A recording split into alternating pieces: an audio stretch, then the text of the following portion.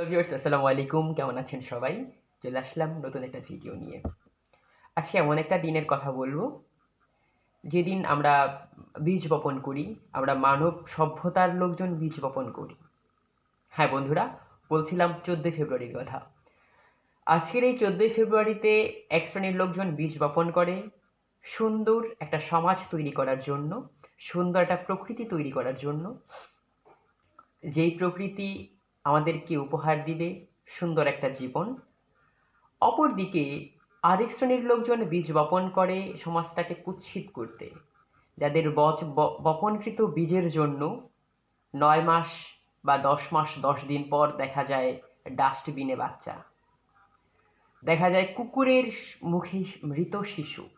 হ্যাঁ বন্ধুরা, বলছিলাম 14 ফেব্রুয়ারি বিশ্ব ভালোবাসা দিবসের কথা।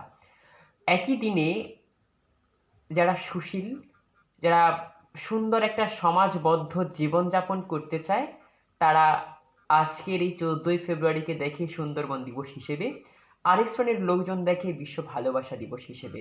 আসলে ভালোবাসা দিবস নয়, তারা হিসেবে দেখে নোংরা একটা দিবস হিসেবে। সো বন্ধুরা, দেখা হবে নতুন একটি ভিডিও নিয়ে। ততক্ষণ ভালো থাকবেন, সুস্থ থাকবেন। Good bye.